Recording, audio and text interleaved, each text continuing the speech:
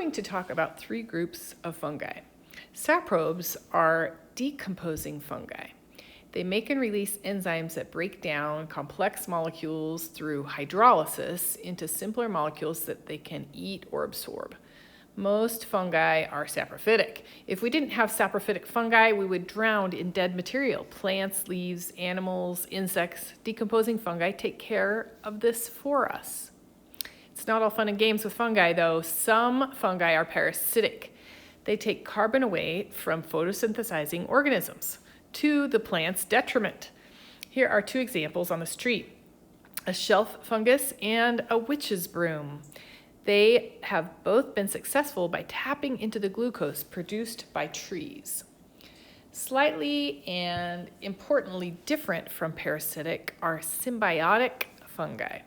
These organisms coexist with autotrophic organisms in a mutualistic relationship. This one has a mycelial network that connects to tree roots. The trees share resources, and the fungus connects these two trees to share resources and even communicate chemically. Another example of mutualism with fungi is lichens. In lichens, the fungus lives together with algae.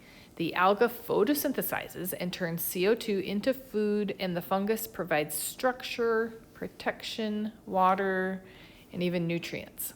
So 3 types of fungus: saprophytic, parasitic, and symbiotic.